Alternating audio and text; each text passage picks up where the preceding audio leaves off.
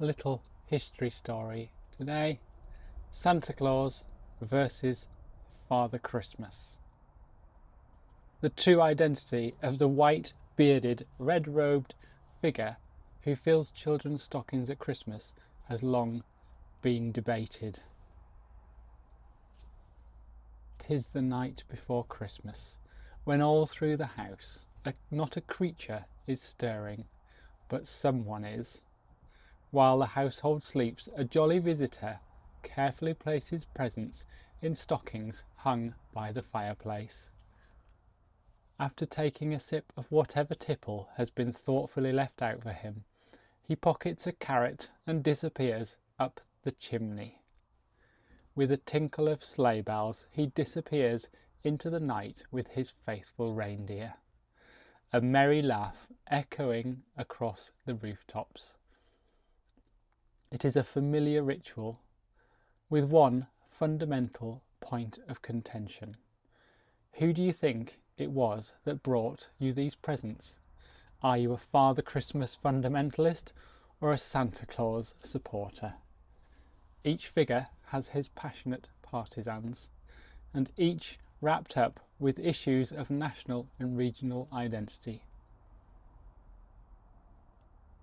A recent YouGov poll of around 4,000 British residents suggested that the UK is split right down the middle on the topic, though Santa enjoyed a narrow lead by a couple of percentage points. It's kind of surprising to me, because to me it's always Father Christmas. I would never even consider using Santa Claus. What you may find surprising is that this isn't a modern conundrum.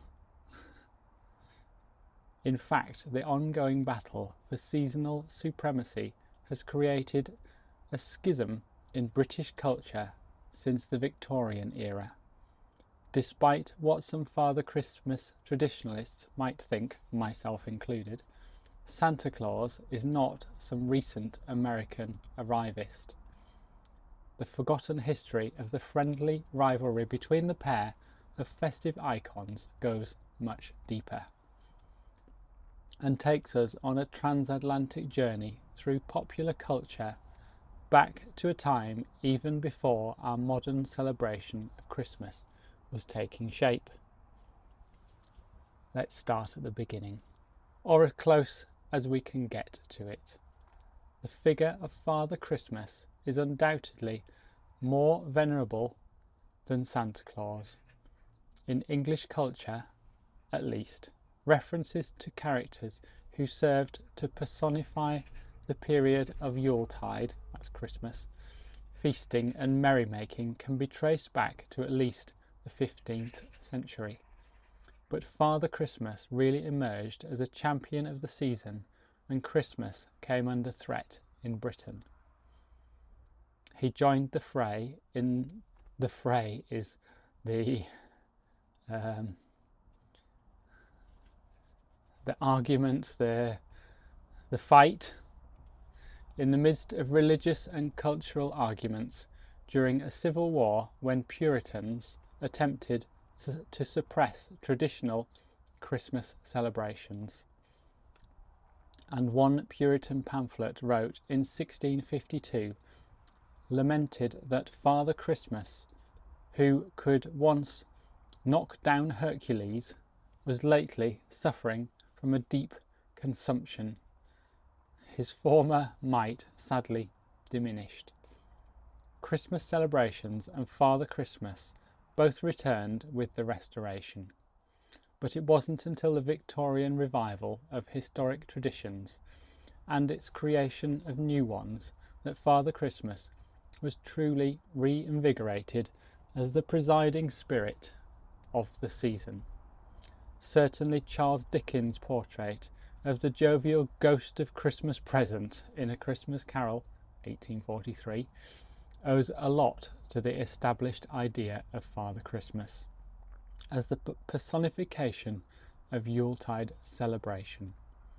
Crowned with wintry greenery, and accompanied by bountiful piles of food, this Father Christmas had no truck with a reindeer, although he certainly never stuffed a stocking, at least not until his American rival started to descend British chimneys. Enter Santa Claus. Tracing his origins to us across the Atlantic to 18th century New England, Puritan colonists, in common with their English counterparts, had been positively averse, they avoided it, to Christmas celebrations. But plenty of European immigrants imported their Christmas celebrations to America, where they took root and found new forms. A wealth of winter gift bringers set up shop in their respective immigrant communities. From the Dutch St. Nicholas to wilder figures such as Knecht Ruprecht and Belschnickel from Germany. Undoubtedly, Father Christmas made the trip across the Atlantic too. Despite the Puritans' best efforts, he found a warmer reception in the southern colonies. The figure of Santa Claus emerged from this characteristically diverse American melting pot. References to a distinctive new season gift bringer started to emerge in the late 18th century. As his name suggests, Santa Claus took inspiration from St. Nicholas, a 4th century bishop of Myra, what is now Turkey, and whom tales were told of secret gift giving, but elements of other European traditions are evident too. In appearance, Santa was more rough and ready than might be imagined, and rather than appearing on 5th or 6th of December, which is the feast of St. Nicholas, he came to homes in many parts of Europe. Santa Claus visited American families on Christmas Eve. The Age of Santa. Though the exact origins of Santa Claus remain murky, 1821 certainly marked a key moment in his emergence on the seasonal stage. That Christmas, a publication for young readers called The Children's Friend, was published in New York. From its richly illustrated pages leapt the now recognisable figure of Old Santa Claus. This character, dressed in red, visited children on Christmas Eve. He left presents in their hanging stockings and travelled in a sleigh pulled by reindeer. Whether this poem reflected folk traditions that were already in evidence or newly invented them for its young readers, probably a bit of both, the age of Santa had arrived. Almost immediately, his public profile was boosted by the 1823 publication, initially anonymous, of a poem that is still very familiar to us today, Clement Clarke Moore's A Visit from St. Nicholas. Though that title called him by his older name, the newspaper in which it appeared introduced the verses as a description of the unwearied patron of children, Santa Claus. Moore's timing was perfect. Soon the poem had become an emblem of a new kind of domestic Christmas centred on the family, the home, and the excitement of children waiting for their stockings to be filled by a magical visitor. In the US, it did much to spread the legend of Santa Claus to eager young ears. "Just think of it," exclaimed an American commentator in 1875. "Until we had heard or read this, we didn't know much about him." Over the decades that followed, American writers and artists continued to develop Santa's backstory, locating his base in the North Pole, revealing his workshop of elves, and giving him a wife.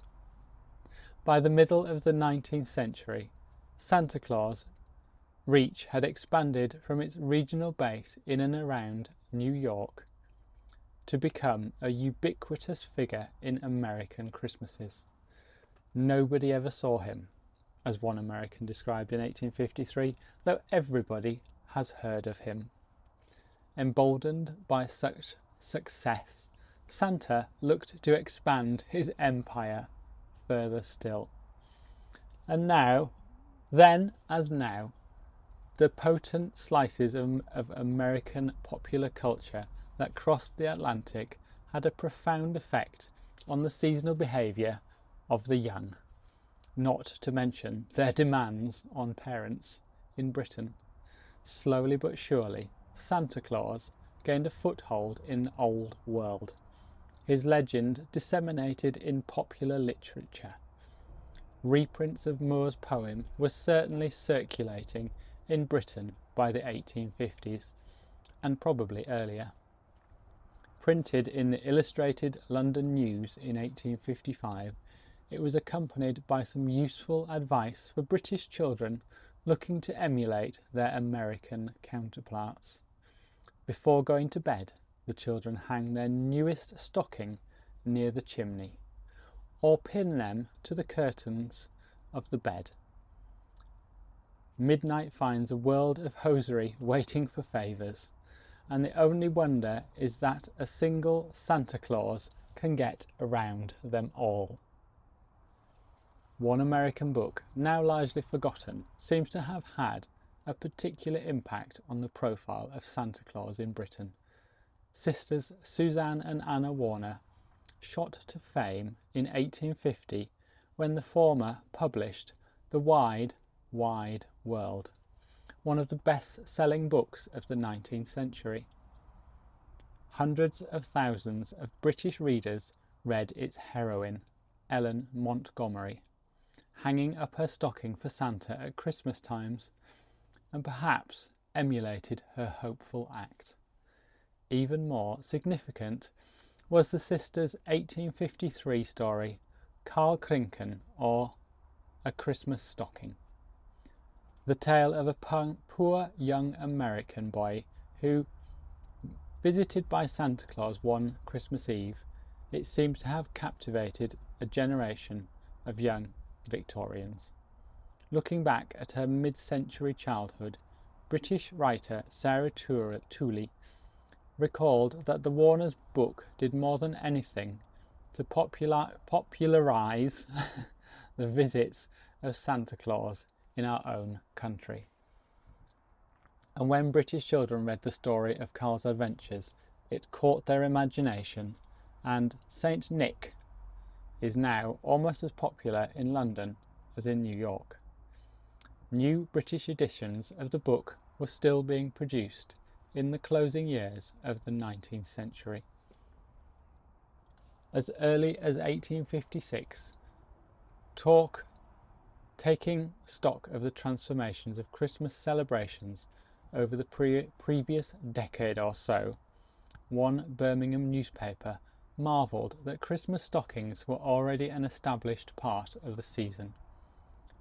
For Santa Claus has had a termitory to scale to the wooden halls of Old England. That's Old English now, I don't even understand that. Having once scaled those walls, Santa became a familiar presence in British Christmases for the remaining years of the 19th century. As the London Evening Standard judged in 1861, the children of England may be pleased with the advent of Santa Claus. Even as late as 1896, a writer for the Manchester Courier could still declare, "I do think that Santa Claus is the most beautiful myth I'll start again. I do think that Santa Claus is the most beautiful myth which ever comes into our lives." So when Victorian children hung up their stocking, it was Santa Claus they expected to fill them.